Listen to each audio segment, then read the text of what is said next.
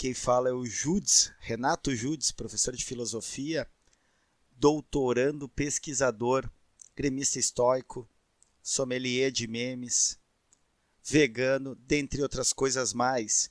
Eu vou começar a falar com vocês nas quartas-feiras aqui no Batcast, a convite dos amigos Adriano Viaro e Fábio Catani. Eu pesquiso, dentre outras coisas, o neoliberalismo e o neofascismo. Então, eu comecei a produzir nas redes ultimamente, Instagram, Twitter, YouTube, TikTok, todos sob a @NeedForSpeed. Eu sei que não é um nome fácil, então eu vou soletrar NIETZSCHE 4 SPEED. Nietzsche, o nome do filósofo alemão, misturado com um jogo que eu adorava, porque eu também sou um gamer de terceira idade neste momento, mas gamer desde piá, que era o Need for Speed, um jogo de carro, e eu misturei os dois e virou meu user. Eu sei que não é tão fácil e não me ajuda tanto, mas esse é o nome do meu usuário.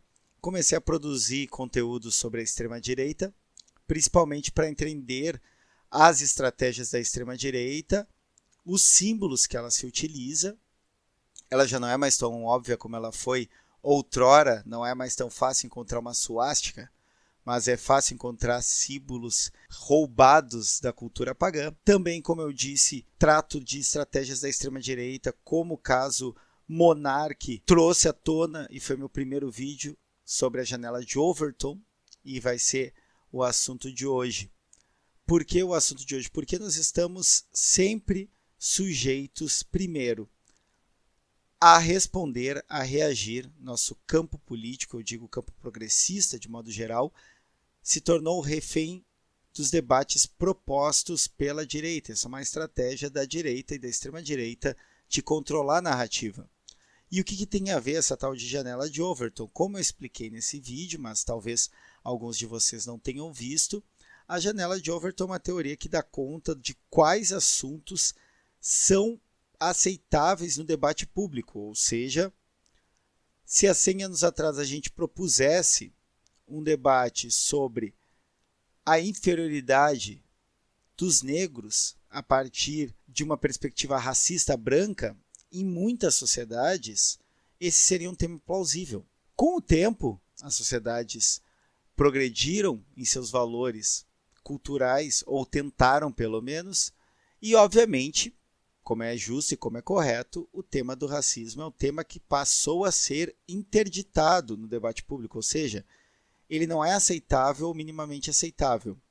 Isso era assim até pelo menos os começos dos anos 2010, porque a partir dos anos 2010, grupos que sempre estiveram na franja da sociedade começaram a adentrar o centro do debate público. E isso não aconteceu por acaso.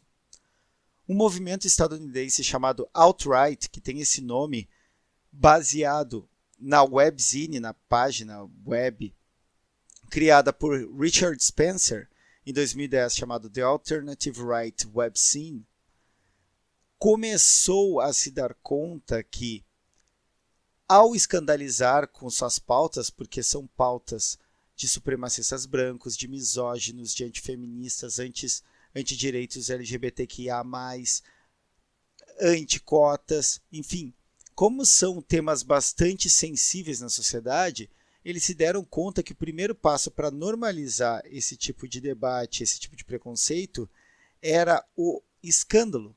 Escandalizar a opinião pública era um modo de trazer para o centro do debate coisas que jamais deveriam voltar a ser centro do debate, como, por exemplo, o revisionismo sobre o nazismo e sobre as mortes causadas pelo nazismo, ou, por exemplo, a possibilidade das pessoas se organizarem atualmente em partidos nazistas.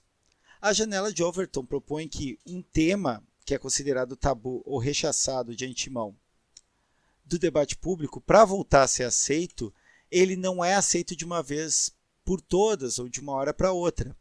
Ele passa por um processo que é, a partir da atenção dada a um tema tabu, que pelo menos um fragmento do argumento absurdo ou interditado, como uma proposição nazista, racista, etc., seja tomado por plausível. Isso quer dizer o seguinte: se alguém diz que é direito das pessoas fazerem um partido nazista atualmente, a maioria das pessoas vai rechaçar essa ideia, ou se espera que rechace essa ideia. Mas, ao argumentar que as pessoas têm a liberdade mesmo para isso, no debate público, por mais que se rechace ainda o que se interdite a questão do nazismo, as pessoas vão começar a considerar que, bom, o nazismo é uma porcaria mesmo, mas as pessoas deveriam ter liberdade de fazer, inclusive, isso, né? Esse movimento já move essa janela do debate. E aí nós saltamos para o Brasil de Bolsonaro. Bolsonaro está sempre tentando mover a janela de Overton. Ele está sempre buscando normalizar o absurdo, o interditado, não porque se censura ou porque não se tem liberdade para falar de algo, mas porque toca em assuntos sensíveis e violentos que o interditam.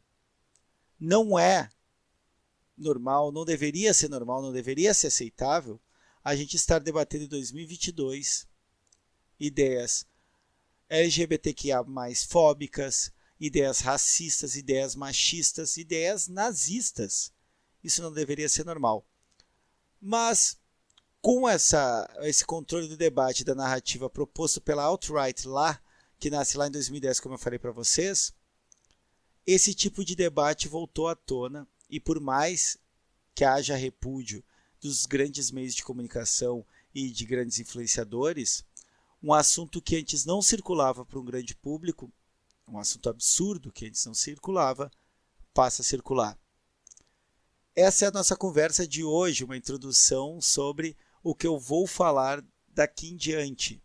Estratégias e táticas da extrema-direita e da direita reacionária para entendermos como chegamos onde chegamos e quais caminhos possíveis para nos livrarmos dessa chaga. Um bom dia, uma boa tarde, uma boa noite, porque eu não sei que horas vocês escutarão. Eu sou o Judes e até a próxima. Vamos arriba! Batecast.